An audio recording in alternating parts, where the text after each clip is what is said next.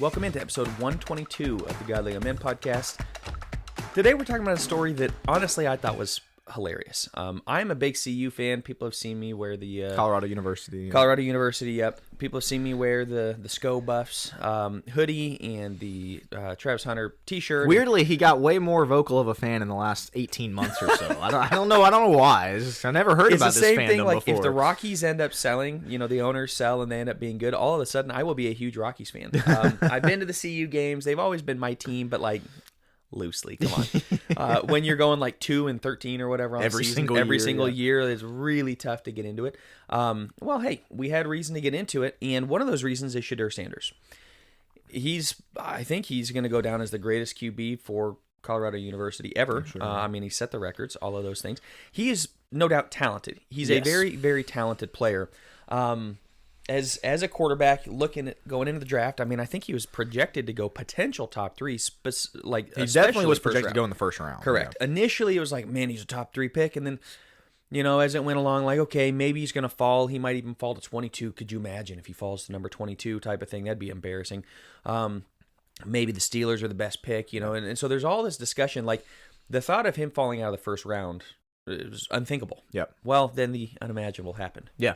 So this has been a huge sports story. I would say probably the biggest one of the year, and that is Shedeur Sanders did not end up getting drafted until the 5th round. Pick Day 3 of the draft. And so, yeah, just the background on him is, so Deion Sanders is his dad. Deion was one of the greatest NFL players of all time. One of the greatest athletes He's on most people's top 3 players ever list.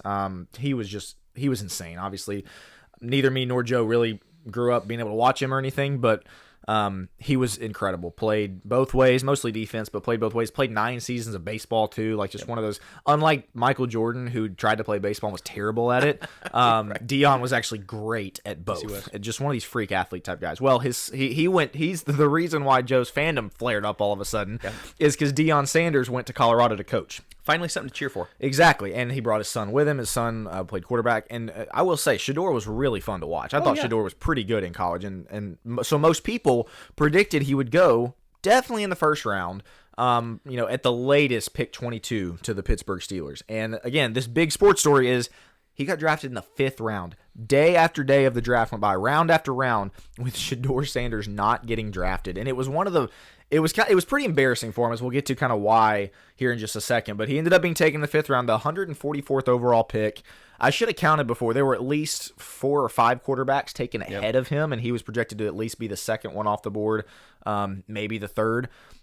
Ended up being the 5th or 6th one off the board. And so taken by a team that had already chosen one in the draft. Yeah, exactly. Yeah, they'd already chosen one. So you might be wondering, like, okay, this is not a sports podcast. Why are you guys talking about this?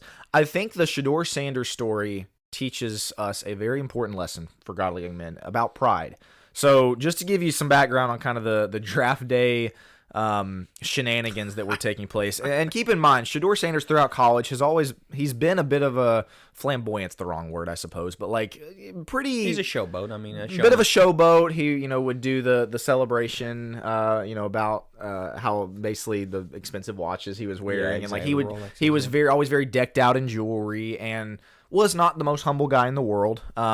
He would start not literal fights, but like beefs with there's a clip going around of him starting to beef with a quarterback that he had just beaten in a game, and he was going up instead of shaking his hand and he's saying good game, like pretty much smack talking to him essentially in a pretty arrogant way. And so bit immature to say the least was his college reputation, but he was still very good.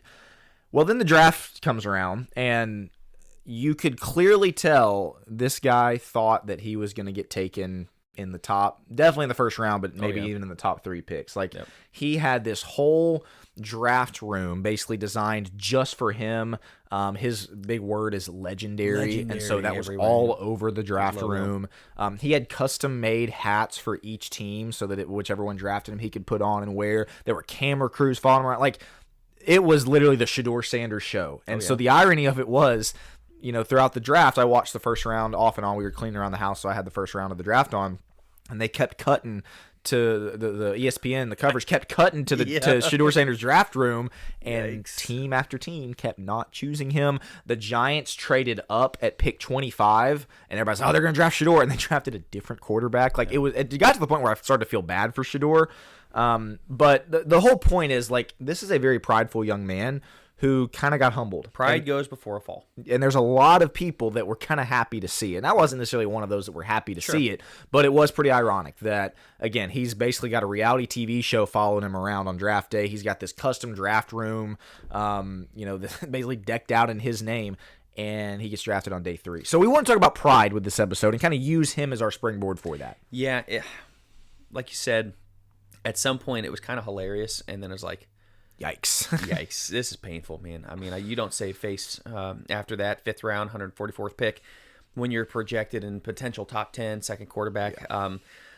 Just a yikes moment for this guy. I think it's a very humbling moment. Pride does go before a fall. The Bible tells us that. Pride is looked at, we're going to get into some Bible verses later. Scripture's pretty out on the concept of pride, on you raising yourself up to look better than everybody else. And this has just been his persona. This has been kind of how he's built his brand, and then it comes out like what happened and all of the stories about him missing. He interviewed really poorly. Yeah, interviewed poorly, missed certain pro days of like, I don't really need to try, don't really need to care. All his interviews that it came out that I heard were just absolutely disastrous. He went in, they said he's an entitled baby. He's just going off his dad's coattails, like really harsh stuff. But this is all the pride, is he went in and like, I got it. I don't even have to interview because my game will do the talking.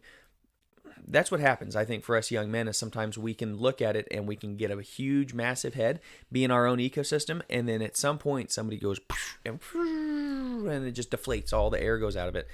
So that's what brings us to this, is we really wanted to dig into pride, because other than lust, other than, struggles with girls and things like that, this is probably going to be the most, I guess, the greatest struggle for the godly young man, for any man, but specifically for us godly young men, especially is, look, I mean, you're going to be achieving greatness. You're going to be striving for greatness. You're going to be better than others in the workplace potentially. And people go, oh, well, you shouldn't say that.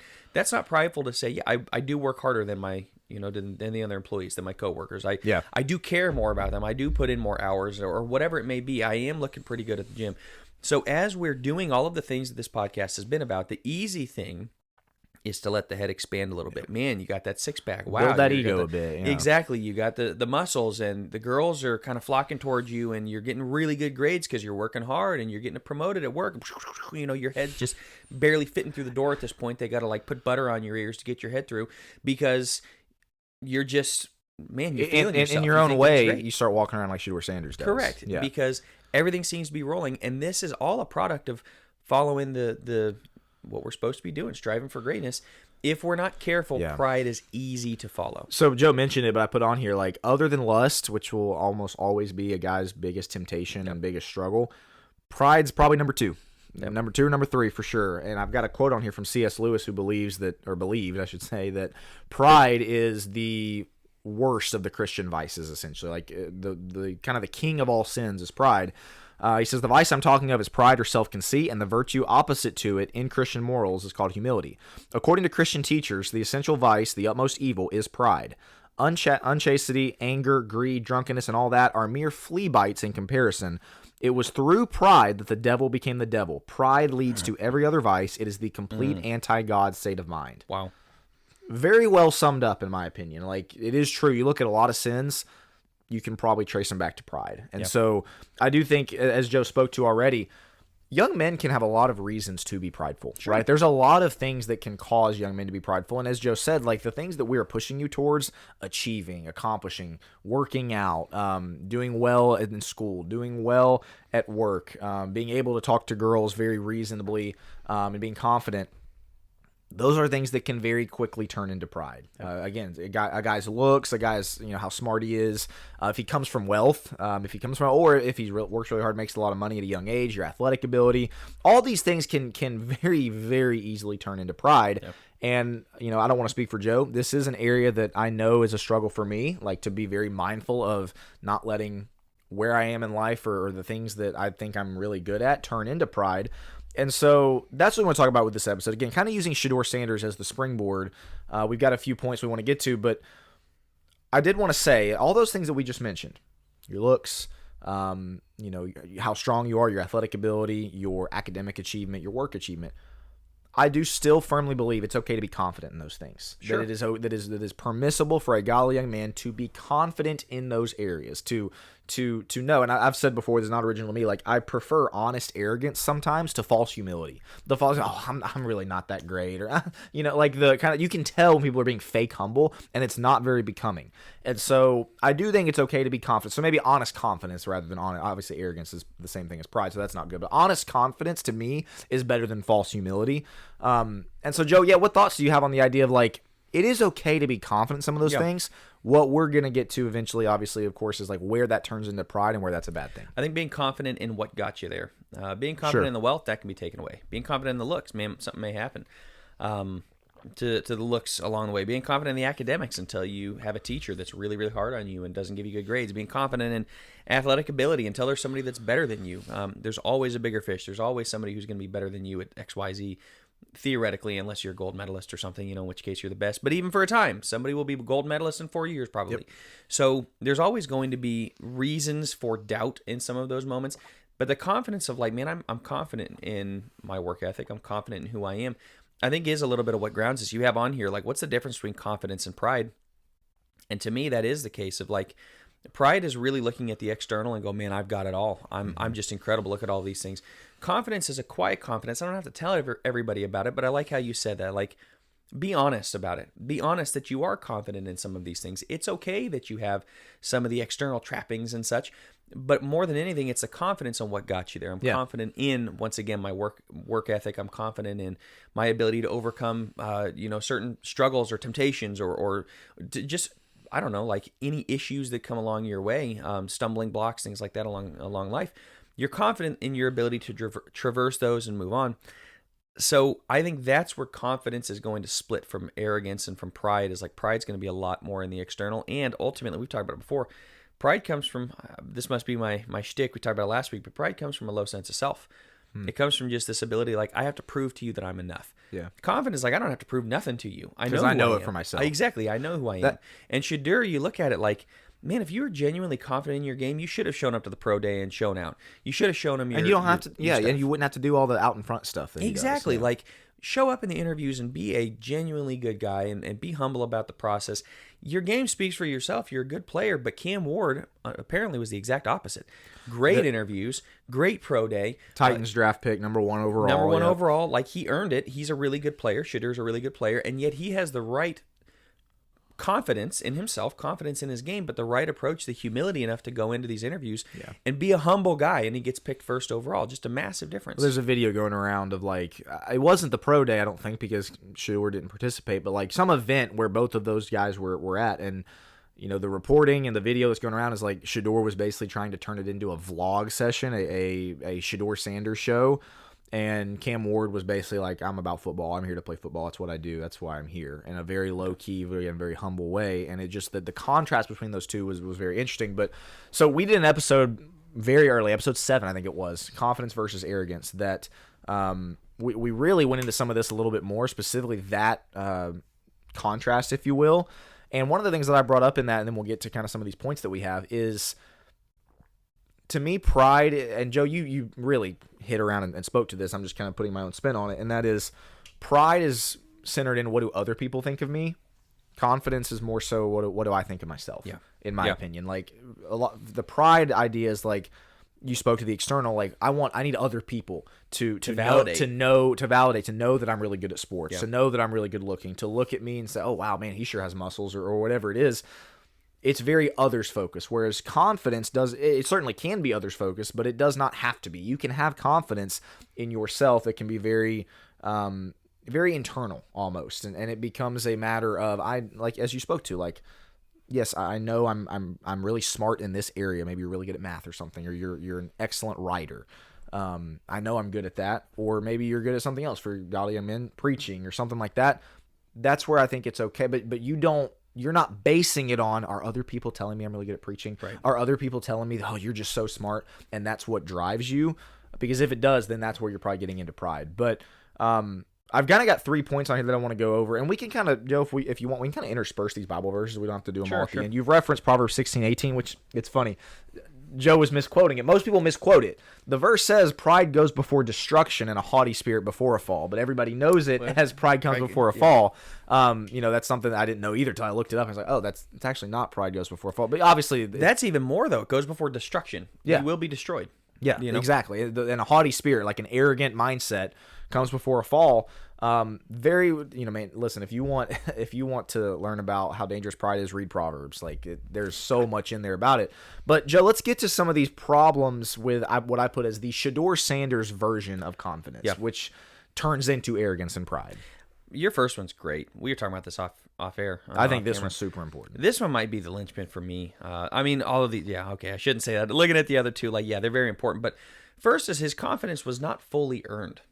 This drives me nuts. We had one on earning your place in life. Yep. You and I both have, I don't know if it's a chip on our shoulder. This just drives me nuts. It's one of our pet peeves. It's really one of our pet peeves. Is people that are just confident for no reason. You haven't earned it. And you can look at it and he earned it because on the field. We went to a decent bowl game as, for CU. You weren't national champs. Didn't make the college football playoff. Correct. He didn't win the Heisman. Travis Hunter won the Heisman. So, didn't even make the playoff because he choked when it came down the stretch. We had one game we really needed to win, and, we didn't win it. So, no, his confidence was not fully earned in this moment, especially, all the hats with the teams on it. You haven't been drafted, bro. The whole legendary and the draft day shenanigans, I like the word shenanigans you use. You haven't earned anything at this point, and yet you're trotting it out there as though you are the best of the best. Earn something. Well, he first. was parading around like he was this cannot miss, incredible draft prospect that everybody knows was going to go number one. Trevor Lawrence is who I think of, who has not had a great career so far. He's had some bad injury luck, but man, everybody knew he was going number one. You know why? Because he lost 2 games in college. Yeah. Over 3 years, lost 2 games, and he was excellent in college. That's kind of what Shedeur Sanders, or Elway was a huge prospect. Yep. Andrew Luck, were these can't miss NFL prospects. Blue chip prospects. LeBron coming out of high school, everybody knew he was going number one. Shedeur Sanders was parading around like that was who he was. Right. That he was, and he ended up going in the 5th round. Was the irony of it? It's funny. There's a story about his dad, Dion, who was obviously way better of an athlete. So. The reason I thought so, the story is that Dion before the draft was interviewing with the New York Giants, who had the 10th. I love this story so much. Who had the 10th pick in the draft that year, and they slid across him a written test. They wanted him to take a written test, and he was basically like, "Listen, I'm not going to be around at pick 10, so I'm out of here. Y'all have a nice day." Left the interview because he didn't want to do the written test. But he goes, "What number are you? Or what pick are you? We're number 10." See ya. Yeah, exactly. Why I bring that up is because Dion's confidence, and I'm sure you could argue that was pride as well. Sure. He had earned it. He ended up going pick number 5. He knew. Okay, and again, we can get into that's probably not the best way to go about things, but still, Dion could back it up a whole lot more than Shedeur can. Clearly, at this point, again, parading around like he's this can't miss Trevor Lawrence, John Elway type prospect when he just wasn't. Right. And Joe, you spoke to this a second ago about kind of these young men that have this confidence / pride that it just is not earned. What have you done in life? What gives you the reason to think that when you walk into a room that everybody should turn and look at you, or that the one that drives me nuts is that you should be the center of conversation, or that your additions to conversation are just everybody's hanging on your every word. You'll see young men like that, and it's I'm sorry, who are you? What have you what have you learned? So that's kind of our first point, Joe. If you want to speak on that before we move to number 2, is it's okay to be confident, but it needs to be able to be backed up by something. Right. Dion, with that whole story, he could back it up with his talent. He knew he was getting drafted in the top 5, and he did. Your confidence needs to be earned to some extent. It's not just handed to you. Well, and we talked about that. Pride shouldn't come in all the external trappings, all those external things. On the other hand, there is an element of the external has proven that you've done the internal work. Talking about, man, I'm so smart, and you never taken a test. It's never been tested. You don't know how smart you are, right? Not that the test it breaks down a little bit. The test isn't the only source of intelligence, but on the other hand, nothing to back it up. You're saying nothing to back it up. So is it? Wow, I got 100 on the test. No, we're saying find confidence in your ability to work hard. And that maybe not even in intelligence, but your ability to work hard and to apply yourself. Put your confidence in that. But yes, it's because you got the 100 on the test that you can be confident that, man, my work ethic, I'm going a long way. Those type of things you have to have some of the external to back it up. And when you have these young guys that, like you said, they walk in the room, they think that they've just earned top spots. First will be last. We're teaching this to my boys as they're, I want to go first. I want to go first. Do this, like whatever it may be. We sing songs, church songs, and I like, let me sing mine first. Sing mine. Hey, first will be last type of thing. Yeah. And so we switch it around, and they've started to learn, like, okay, you can have it, brother. And then I want to be last, because I think they think they're going to go first, which is kind of hilarious. Kind of defeats the purpose a little bit. Exactly. Defeats a little bit, but like funny. You're saying the same exact thing. But we're working on it a little bit, and I think that's a little bit of this of like, man, earn it. You don't want to come in and say, man, I'm first, I'm the best. Let that quiet confidence speak. There's that guy that goes around. I cannot remember his name off the top of my head. I'm sure you've seen him, that he does all the deadlifts where he comes in the costume. Yeah. Where he's working, and he just comes and lifts it up.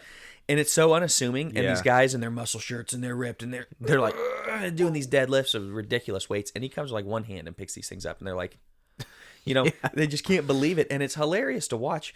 There's such an understated confidence going into that where, like, he doesn't have to tell them, hey, guys, I'm one of the best lifters in the world. He knows who he is. And then when he goes and shows it, it's like the eyes, they become saucers from these guys. And that's really cool, in my opinion. I think that speaks way more, and I know that's just an illustration. It's kind of a shtick, and he gets millions of followers for that, whatever. So, make of that what you will. But on the other hand, I love the guy that would just come in, no big deal. Doesn't make a big deal about it. Very unassuming. Go about my work. And, go about his work. And then he blows everybody's doors off. And you go, whoa. Like, that's incredible. You'd rather be that guy than the guy who's showboating at the beginning, who has not fully earned his confidence and then has to go earn it and has to live up to the reputation and all that he's talking talking trash. It's better to not talk any trash at all. And if you lose, it's like, man, I can learn from this rather than talk trash and everybody wants you to lose. Yeah, I mean, you talk about pride goes before destruction, high spirit before fall. Shedeur Sanders is kind of the joke of the sports world right now. His fall certainly came. And obviously, like, I'm rooting for the guy. Like, I hope he's good. He's an interesting guy. Deion's super interesting. Like, I hope he's really good. I know you're probably going to root for him. Yeah. But he's got a long way to go. I want to move us into number 2 here. Yeah, go for it. The second kind of problem with the Shedeur Sanders version of confidence / arrogance is that it is a very me-focused confidence. Yep. Very me. I mean, everything that this guy was doing was drawing attention to himself. There was no, and we'll get to kind of the acknowledgement of who he needs to be acknowledging in a second, but like, I didn't hear any quotes about him praising his dad for the coaching. I didn't hear any quotes about him praising how great Travis Hunter was as one of the reasons why he had such great stats. Like, it was very me focused again with the showboat jewelry and the custom made draft room and all the hats and legendary. Like, listen, the greatness of Shedeur. You're calling yourself legendary here. Like, it's very very me focused. And Joe, I don't know what the best way to kind of like what the best thing to contrast this with is. But it kind of ties into the third thing here. But I don't know. There's just a level of like, when your confidence is so me focused, like everything being about me, that is to me where it immediately turns into pride and arrogance as opposed to confidence. We talked last episode about gratitude and perspective. That is what's missing in this. The very me. It's exactly what you just said. Where's the gratitude of like, guys, I was thrown to one of the greatest receivers in college football history. Like, I don't know what to tell you. I was blessed to have Travis as a friend. I was blessed to be coached by my dad. I realize a lot of people are going to look down on me for having the perfect coach to run the perfect system for me. But I'm going to work hard under any coach. Like, that's the appropriate response. And instead, it's like, I've arrived. First, going to the you've never earned anything, so let's pump the brakes here. But second off, like the me focus, no perspective, no gratitude for how you got here, who's helped you, who's given you a leg up. It's such a bad look. It's such a like black eye on just your resume and on you as a person and on just your persona. Like, I don't like those people who can't look around and go, man, I got here through, and this is why I love hockey. You will hardly ever hear a hockey player who is not shouting out his teammates, talking about the coaches, talking about his parents, talking about, coaches from Pee Wee hockey all the way back, like he really made a difference on my life because they remember those things. Then you got Shedeur, who doesn't even remember his own stinking dad. Like, it's your dad that got you here, bro. This is where, and I know we somewhat disagree on this. This is why I love Patrick Mahomes. You don't think that guy's confident? You don't think he has an insane amount of confidence? You ever listen to his quotes? You ever listen? Like, I will never forget. I was watching a game, it was 2 years ago now, playing the Eagles regular season, where less than a minute to go, Chiefs are down. Mahomes throws a perfect ball. It would have been a touchdown. Marquez Valdez-Scantling hits him in both hands, and he drops it. And they asked Mahomes about it at the end of the post-game press conference. The Chiefs lost. And you know what he said? I probably shouldn't have thrown it quite as far. I could have let up. It was a little bit too far. First of all, it was not too. It literally hit him right here. Right. If it hits That's your the hands, type of guy Mahomes is, and you listen to him, for other things that he does really well. He is not Mr. It's all about me. Yeah, I'm pretty great, don't you guys think? Like, he is constantly giving credit to his teammates. He is constantly saying the right thing, what you just spoke to of, like, the humble, like, hey, what can I say? I've got these great players. That's exactly what Mahomes does. And you don't think he's confident? I promise you he's incredibly confident, but that's his response to things. That's why I love him as an athlete. Man, Shedeur could use a little bit of that. Yeah, and exactly. that's kind of what we're getting at with the very me-focused confidence. Mahomes has this confidence, and it's not me-focused. It is certainly not. It's others-focused while still being able to keep this internal confidence. And, man, that's where, again, we're talking sports here, but, like, a lot of guys could use that as well. Right. Like, I don't have to have everybody else know how good I am. Well, Shedeur is going back, and this goes back to the first point as we're talking perspective. He is basing this very me-focused confidence on his potential. He's acting like he's Mahomes, who has Super Bowls to back it up. The best first 8 years to a career of anybody ever. Like, right. Yeah. I mean, Mahomes is one of one. Like, he's unbelievable. I may not like the guy all the time. I hate that he plays for the Chiefs. I wish we had drafted him if we had been smarter, Broncos. But, like, hey, the guy, he has worked his tail off. He's an incredible. And then you have Shedeur, who walks in and acts like he's already there because that's his potential. You haven't gotten anything, man. Yeah. Like, stop with the me focus, stop with your potential, and just deal with where you are today. Find confidence in where you are today and say, I'm going to work my tail off to try to get to that point. I really appreciate guys that have gone before me to show me how it's done, to see my dad and the way he was a pro. Like, come on, man. Those are the right answers to give. Right. So get us into number 3. Yeah, number 3. There is no humble acknowledgement of God. A third problem with kind of the Shedeur Sanders talking about perspective here. And there's like rumble. Dion is allegedly a man of faith, and Shedeur wears a cross and stuff like that. But even some of his quotes that are about God. So the big thing draft night was, I feel like with God anything's possible. Everything's possible with God. Who is that still focused on? Right. It's still focused on, like, God is going to make anything possible for me to live my dreams type of thing. Yeah. And so while you can have comments and stuff about God, which Shedeur does, I have yet to see a quote that's like, what, God has blessed me with this athletic ability. God's blessed me with a great dad who has put me in this position. God has blessed me with the ability to even play football. Like, it's one of those things, like, we're Monday morning quarterbacking a little bit here as far as what we think he should have said. But, man, he just is not somebody who gives the humble acknowledgement, again, to his dad or to God, which this is where, for applying it to godly young men, anything we do in life, the day that we get promoted, the day we get the dream job that we wanted, the day that we get married, the day that, all these great things that we accomplish in life, man, we better have a humble acknowledgement of, I could not do any of this without God. Like, God is the one who, and again, not in a matter of like, man, God's going to make it, anything's possible with God. I can do all things through Christ who strengthens me. The very me-focused version of that. It's, listen, I realize without God, what I do is worthless. Like, it's nothing. And that's the foundation. I talked a lot about that last episode. And so I don't know if I'm articulating it very well, but that's kind of the last point I wanted to bring about Shedeur is, like, listen, man, I know it's not hip necessarily for athletes to always acknowledge God, but, like, man, have a little bit of humility to say, man, this is something that is beyond me. Well, I think if he was honest with himself and if he's had a humble acknowledgement of God, James 4:6, God opposes the proud but gives grace to the humble. Yep. Maybe he should have said, God is opposing me in this moment. I fell to the 5th round, 144th pick because God is humbling me in this moment. I think I've been a little too prideful. I'm going to regroup, rebuild. I'm going to earn this a little bit, and that he would recognize, when you're quoting Philippians 4:13, or when you're quoting this idea of, like, hey, God's still got a plan, and his plan is to humble you. You have been prideful. You've been very proud. God is bringing you low to build you back up, and he does this time and time and time again. You look throughout history, throughout the Jewish history, with the Israelites, how many times did he take a prideful and arrogant people? It's like, you guys are nothing. Yeah. Okay, you are nothing, and you really see this in Ezekiel. He gets toward the end of Ezekiel of, like, I think maybe Ezekiel 38, 39, somewhere in there, like, basically, I chose you not because you're special. Yeah. I chose you not because you're some great nation. Exactly. Yeah. Like, let's slow down here a little bit and come down on this whole, we're high on ourselves, we're God's people. Like, you're my people because I chose you, not because you're incredible. We need that a little bit. As young men, we need to realize, like, man, God has given us the ability to do amazing things because of God's goodness, not because of my own, because Joe's amazing. Like, I am blessed to be able to have a wife and kids and great job to be able to do this podcast solely because of God. Yeah. He's the one that wakes me up in the morning. Without him, I take no more breaths.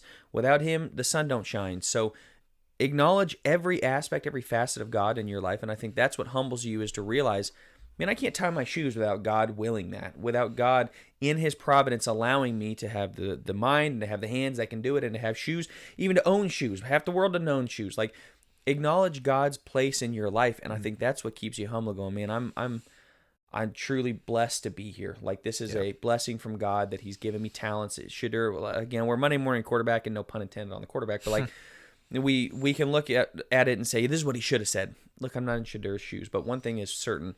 He needed to humble himself quite a bit, and he needed to acknowledge God's place in his life far more than God's going to pull through for me and give me the best draft pick possible type of thing. Yeah. Obviously, there's a lot of Bible verses we could bring up. I mean, 1 John 2 comes to mind about, lust of the flesh, lust of the eyes, and the pride of life. Again, there's so many more we could bring up, but the point is, like, man, pride can really mess you up. Pride can get you to a place. I mean, why do, you could maybe speak to this a little bit more. I know we got to wrap up. Why do very powerful, high position men cheat on their wife? Pride. Like, I think I'm above this, or I deserve this. Like, it goes back to the Lewis quote about kind of being the root of all sins. Like, pride will get you into some really, really rough places that you don't want to be. And so we're using this very real current story to warn you godly young men, like, confidence is good. Confidence is great even. It's okay. Man, be very careful about letting it turn into pride. Make sure that it's fully earned. Don't have a me-focused confidence, and make sure that you're acknowledging God. We probably could put more points on here, but I think those are the first couple steps, I should say, to making sure that your confidence does not overlap or bleed into pride. Because again, it's just, man, it can set you up so poorly in life. Yeah, that's a great wrap. I don't really have anything else to add. If you got thoughts, comments, of course, make sure to let us know. Join the Discord. It'll be in the comments section here, or in the description. But yeah, let us know what your thoughts are on this. And are you a fan of Shedeur? Are you not? Are you rooting for him? Are you glad that he fell? You can also comment that. We'd love to know where you stand on that. I don't know how many people actually majorly into sports that watch this podcast. I would hope a good amount. I would hope a decent amount. We love sports. We think it's important. We learn a lot from sports. We really do, yeah. Make sure to comment. Get your comments in there, and like, comment, subscribe, as they say on that. But yeah, that's a great way to wrap things. But this amazing podcast, make sure that you're doing that, because we are incredible. Yeah. Yeah, exactly. On the heels of pride. That's right. That's right.